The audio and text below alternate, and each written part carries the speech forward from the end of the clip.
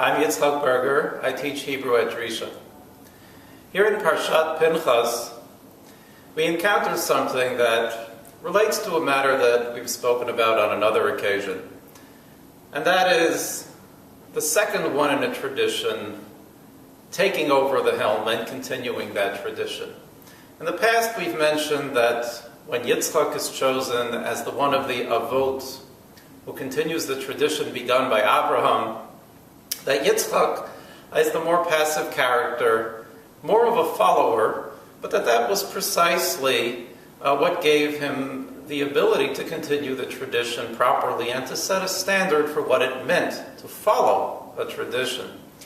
The same is the case with respect to Yehoshua, who in our Parsha is chosen to be the next, after Moshe's death, the one who's going to continue the leadership role that Moshe Rabbeinu had prior to him.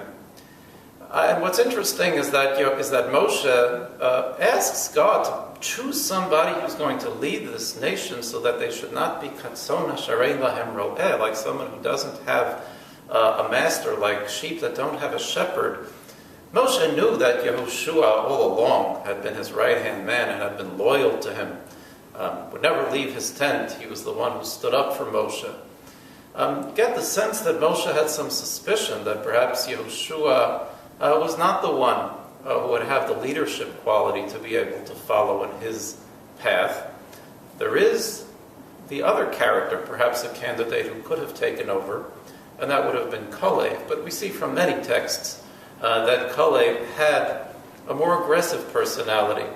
He was not the one to set a standard for what it would mean to continue the tradition of Moshe. It had to be Yehoshua on the one hand, but one senses that something had to happen for Yehoshua to be given that ability, seeing that Yehoshua's personality, or at least what he displayed up to this point, was one of almost a meek follower of Moshe, and somebody who perhaps didn't have the leadership ability that's necessary for this particular task. Yehoshua will be chosen, but to give him the ability to lead, there has to be a procedure.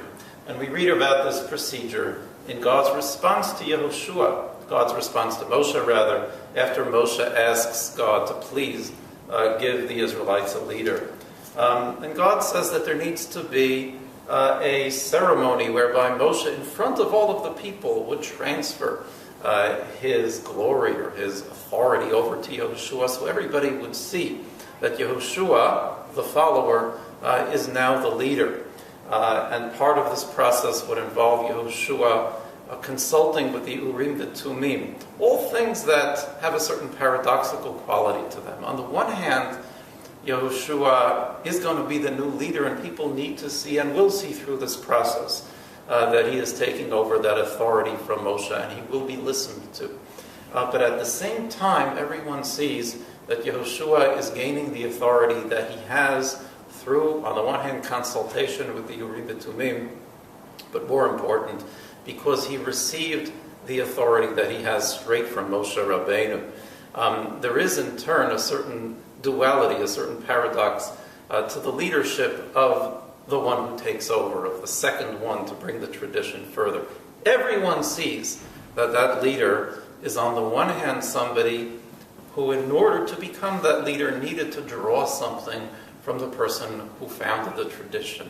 And yet, at the same time, that person needs to be seen as an authority unto himself. And both of those aspects are seen in the ceremony whereby Yehoshua is designated. His receiving that authority from Moshe is, on the one hand, just that. It is authority, and at the same time, it is an authority that is gained only in his capacity as the one who's taking over for someone else who had a different character, who was the first one, and who established that tradition. Shabbat Shalom.